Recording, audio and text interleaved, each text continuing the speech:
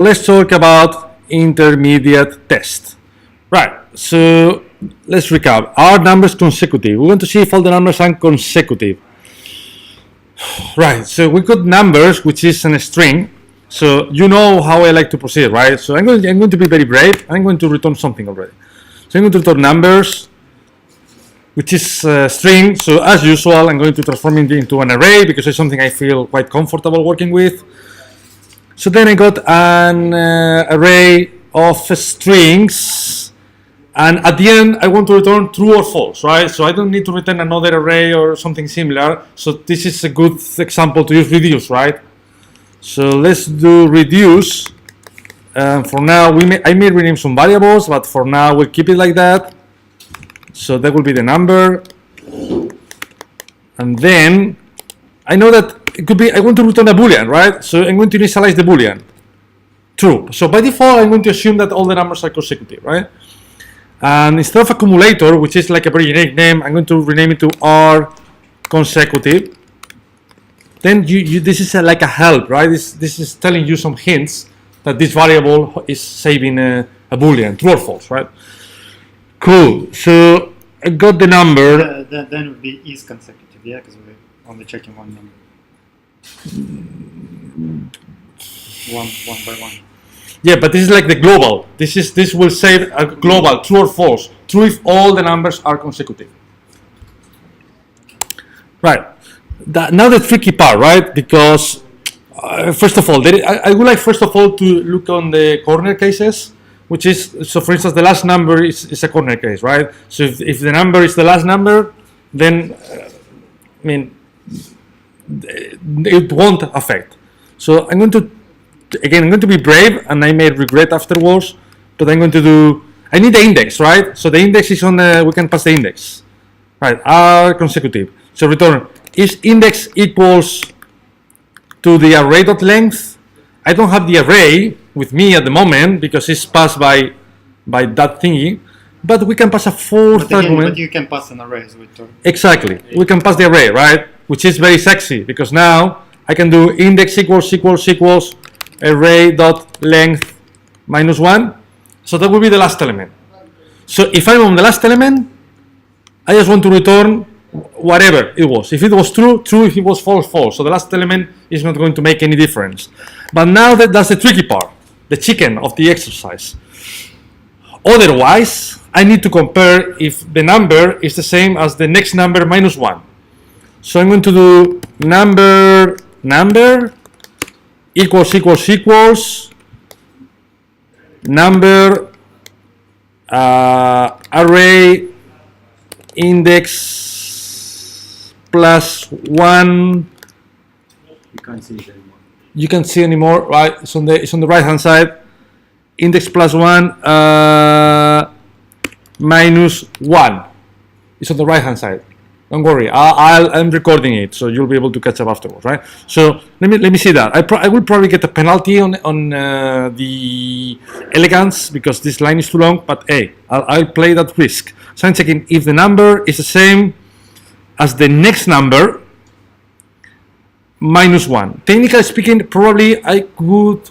But again, yeah, you can put your you can turn the whole array into numbers instead of using a number 2 times.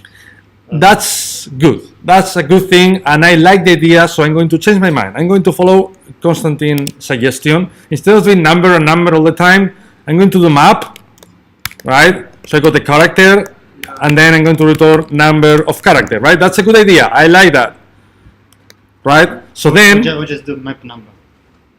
Yeah, but I don't like that. So what Konstantin used to do, and I don't like, so he used to do that,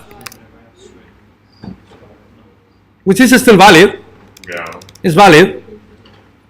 I mean, just a matter of styling, right? We can leave it like that if you want. No. Right, switch is back, right? For readability purposes. So we got a character, so we want to return the equivalent version of the number, right? Right. So at this stage, we know that all the elements, all the numbers are proper numbers, right? So that's a good thing because now my expression will look simpler. So I say, hey, if the number is the same as the next number minus 1, so that means that the numbers are consecutive, right? Right, so then that will return true. But there is also something I should take into consideration. If at some point R consecutive is false, then I don't care. Then I don't need even to investigate further, right? For instance, the second example is a good case. 1, 2 is okay, but 2 and 4 fails. So I don't care if 4 and 5 are consecutive. It's broken. Because of that, before doing that, instead of checking, saying are numbers consecutive, then I'll check something, right? So if they're consecutive, I'll keep doing that. Else, I will return false. So let me review that. So we say, hey, this is wrongly indented, right? That's why I talk a lot about indentation, because that definitely makes the difference. So let me review the expression. It may not be correct yet. So is the last element, return whatever it was. Else, okay, then that's important bit. Is the number the same, is one less than the next one? If so, I'll keep looping. Else, it's broken, right? So if the numbers are not consecutive, I am going to return false. And I think that's it, right? Let me check that again, because this is not easy, definitely. This is just having two ternary operators are confusing. But we can discuss readability. I agree on that, right? I agree on that. And maybe we could do that in a different way. But hey, I'm going to leave it like that. So you see, I found an issue, right? I'm using parentheses instead of bracket. That's why I recommend to keep reading the code again, and again. So if number is the same as number plus 1, return a consecutive, else return false. Let's try that. Boom, it works, right? On the first attempt, right? So yeah, I agree with Konstantin. I would probably change that a bit, because we got two nested ternary operators, right? So we could even create a new function if you want. So we could do function R.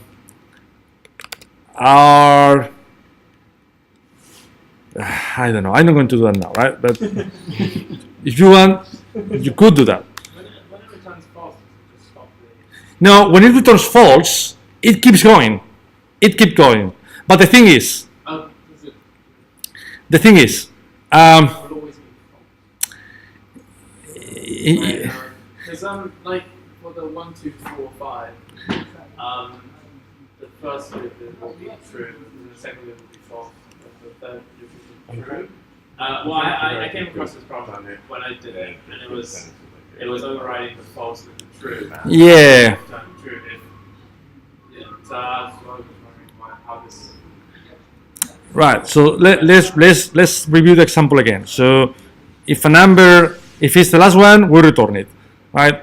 But then, so if a number is the same as the next number minus 1, we return whatever R consecutive was, right? So we're bypassing the condition. That's why if it's false, for instance, in this particular case it's false, right? Even if on the next iteration is true, as it was false, we're just bypassing false again, right? So we don't need to check if it's false, then return false. No, we can do it in a more elegant way. So if the numbers are consecutive, just carry on the previous value. We initialize to true. As soon as it becomes false, it will remain false forever. Okay? If the input is one digit number, it will always true. If the input is one, yes, correct. Yeah, that's true. If it's one digit, it's true. It's one consecutive of 1.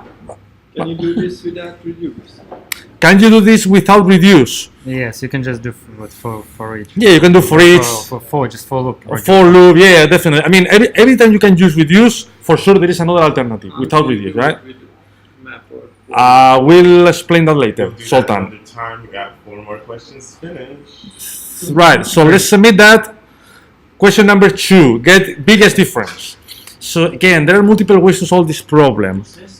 Get biggest difference. So what's the biggest difference between all the numbers, right? So in that particular case, the smallest number is 1, the biggest number is 8.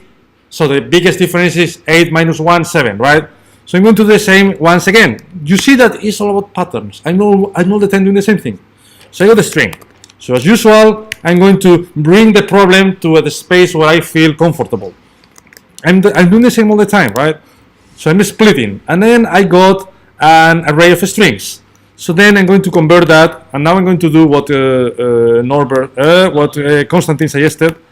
So I'm going to convert that using that shiny shorthand into an array of numbers, correct?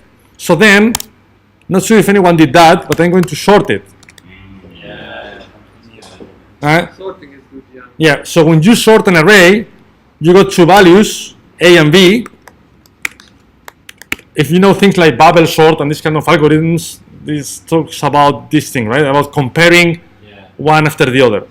So I'm going to do A minus B. So A minus B means that if A is smaller than B, A will be placed before B, kind of, right? So hopefully now what I got is an array of sorted digits.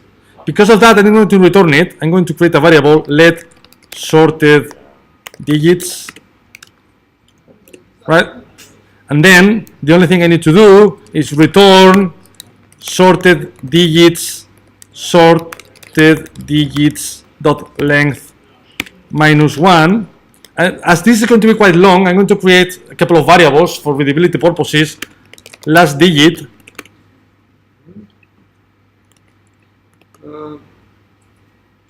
So that's the last digit, and let first digit. What is the first digit? Index 1, 0, 0. 0, correct. Correct, right?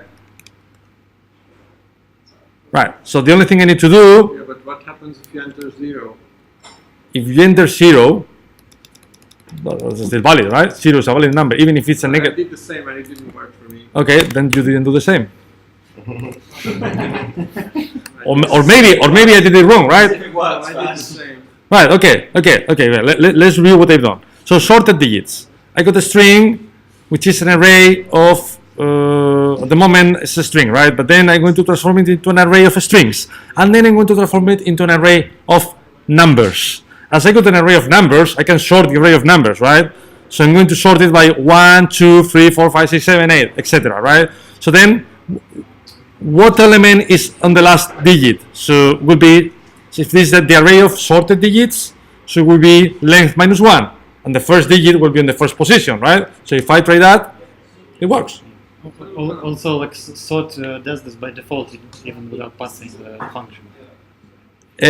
What does it define? Here, Yes. what do you want to do here? If you delete this, it will still work. Ah, right. Okay. Yeah. Okay, that's a good point. Yes. Let's try that. Correct. So Konstantin is right. So sort, if you don't pass any callback function, it tries its best to try to sort what the array, right? So in some particular cases, it's easy. If you pass an array of numbers, JavaScript knows how to do it. So we don't have to do it, right? So that's a good hint. Constantine's been doing his homework. Well, he's playing hard, right? Constantine, Sorry? what are you reading or studying on? I need a bit of that. Just documentation, I guess. Yeah, cool. That's a good hint, right? So because of Konstantin, now we know that we can use map with this shorthand, and if you want to sort, you can do it like that, which is good, right? The code is very readable, and even if you wanted, we could make it inline. Probably will be too large. So I think it's okay like that, right? That way you kind of reduce the chance of messing up on the syntax. Definitely. Yeah. I mean, the less you write, you know, Yeah, the chances to get an error got reduced as well, right? very much so. Cool. 5. So question number 3. That's interesting because I've seen most of you struggle on Monday with this question, which arguably is the easiest one of the challenge. So we got a string, and then we want to return another string. You see, I got a penalty on focus because of clicking outside, but that's okay. So, right, so we want to get rid of the elements of the first string that appear on the array on the second argument, right? So, again, the same thing. So I got a string, return, I'm going to be brave again, return string, and then I'm going to convert it into an array, right? It's the same thing all the time, right? And as this is an array, eventually, if I split it, I'll need to join, right? Another question is, do we want to use map or reduce? You want to map it? I don't want to use map. I want to use reduce because the final element has a different size than the original one. Oh, Right? yeah. Because of that, map doesn't work that well. We could still do it with map, but it will feel artificial to me. So I'm going to do dot reduce, and then we got the accumulator, which again I may rename afterwards, and then we got the char, right? And look at how simple this is. So I'm going to initialize it. I want to an array because eventually I want to join it, right? So that needs to be an array. So I'm going to return the accumulator, right? I'm not following a chronological order, but I'm doing first of all what is obvious, right? All the return, all the brackets, all these things. So then I want to check if something happens, then I want to do accumulator, which I'm going to remove right now, filter chars, filter string, just readability, filter string dot push char.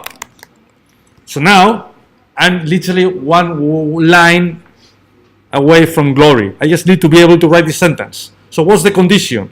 We need to check if each individual character is part of this array. So how can we prove if an element exists in an array? I've seen that at the beginning some of you use index of, which is okay. With index of, it will tell you the position of the element on the array. The problem is sometimes you don't care about the position. You just care if it's there or not. Because of that, with modern JavaScript, we can do includes. And with includes, right, it will return a Boolean. So I don't have to check if the index is -1, is 0, is above 0. No, I don't care. True or false, right? But obviously, if we do that, it will return the opposite, right? Because we're saying if the element is on the blacklist, add it to the result. I want on the other way around. So I can just simply add an exclamation mark to negate the condition. To flip it, exactly. Thank you. And that's pretty much it, right? Let's try. Oh! It's not working, right? Unexpected token. So I added a typo. The semicolon. What is a semicolon? After reduce. Oh, you're right. Correct. Absolutely. Exactly. That's it, right? Cool. Thank you. Right? This is to me the easiest way to do that. Maybe using spread operator, we could even simplify it, but remove what? From the string, Well, we could do it. Definitely, we could. Okay, that's a good point. We could have used index of to find the element, and if it's there, we could have used splice to remove it from the array. But to me, it wouldn't be that readable. I prefer to do it on the other way around. To start with an empty string, and then if the element is not on the blacklist, then I add it. Just personal approach. Splice seems to completely change the original scope. Correct. Splice mutates the original array. And it's hard to control. It's definitely hard to control because it keeps changing the size of the array. Agree. That's why I prefer not to use splice as far as possible, right? Okay, cool. So question number 4. You've done that already, right? Recursiveness. So we need to calculate the totals. We got. Yeah, cool. So we got an object, and that object has nested objects, all these things, right? So first of all, I'm going to do return object.values. You remember values? This is new thing in ES 2017, so that's a new thing. So that will return an array with 1, this object, and 3. Okay, so object.values. 1 second. No, object. Yeah, I'm I'm working on it, right? So object.values, right? And then object and the typo, right? All these things, right? Just to see if you are paying attention. So object.values, object. So then we got an array. As we got an array, which is what I feel very comfortable with. So let's do stuff, right? Again, map, reduce, for each, filter, reduce. Yes, because we want to return something completely different, right? A number. So let's use reduce. And as usual, I'm going to do the same thing again, and again. So I got a value. So I'm going to initialize reduce with a number which will be 0, right? Because you want to add all the values in there. So now this is the complex part. I want to return. I need to check the type of the value because it could be a number, but it could be an object. So you can do type of, correct, type of value, equals object. So if it's an object, then what? Then we need to call the same function again, right? Calculate total, and the object will be the value. But we don't want to return that, so I'm going to rename accumulator. You've noticed that I used to initialize the accumulator as ACC, but as soon as possible I try to rename it, because ACC means nothing. If I change it to total, it helps to understand what I'm trying to do, right? Because of that, I can do total plus calculate total, right? Else, if it's a number, what do I need to do? To add it together. What? To add it Add it to what? to the accumulator. Total plus value. Exactly. And that should be it, right? So let's review it. Object.values will have an array of 1, an object, and 3. Reduce. On the first iteration, total will be 0, value will be 1. Is it an object? No, it will return total 0 plus value 1. Next iteration, total is 1. Total is 1. Value is an object. Yes, it's the object. Again, go to the second iteration. So go recursive, right? Go enter matrix, and then it will calculate that value 2. So then it will add 1 plus 2, 3. On the last iteration, value will be 3. So 1 plus 2, 3 plus 3 is 6. So that should make it exactly, right? And last question. Get divisible values, right? Get divisible. That's a good question, right? Like the one we had before. Sorry? Whiteboard. Yeah, the previous one is the one we solved on the whiteboard. It's literally the same question. And now we want to get the divisible values. So in other words, all the values where the modulus is 0. So 12 divided by 1, the modulus is 0. 12 divided by 2, modulus is 0. But for instance, 12 divided by 5, modulus is 2, right? So that's why we want these numbers. So I'm going to use a for loop because I want to iterate from 0 to the number, right? So even though we could use for each and we can use reduce, I'm going to use a for loop to do something different. So I'm going to create a variable called let divisible values. It could be an empty array, right? And again, I don't know what I need to do yet, but I know that at the end I will have to return it. So let's do it now, right? And then I won't forget it. Right. So then I'm going to do for let I equals 0. Not 0 actually, it should be 1, right? Because you cannot divide by 0. So the first element will be always 1. And then I is less than equal. We should consider equal, right? Because 12, every element is divisible by itself, right? By definition. So it's less or equal than the number, and then I plus plus. Right, so for that particular case, I need to say, I know that I need a condition, right? If something, look at how I'm narrowing the problem. If something, I don't know what, the condition, I leave that to the end, but what I know is that if this happens, I'm going to push the number, right? So now it's just about thinking about the condition, and the condition is as simple as doing, I want to divide the number, I want to see the modulus, number, and I, right? But if we do that, it will do on the other way around, right? Because if it's 0, 12 divided by 1, the modulus is 0, it won't add it. So you will add it with 5, with 7, with 9, and with these weird numbers. So I need to negate the condition. Flip it, exactly. Something like that, right? So if there is no modulus, so if the modulus is 0, then add the element to the array. Or just Or make it equal to 0. equals to 0. Yeah, okay, I agree on that. Let's change that.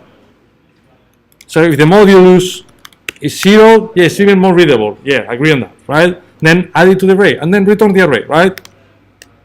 Exactly. Yeah, it's easier. It's easier, right? It's more readable. Right, so that should be pretty much it. Number dot is integer. Is integer, What is but all the numbers are integer, right? number dot is integer, and then the Right. have Do the modulus in number there. divided by I. Yeah, you could do that as well. Yeah, Yeah. It might be more readable. Okay, Because yeah. it's an integer. Not against that. Yeah, definitely there are different versions. Cool. That was it Thank you, guys. Mhm.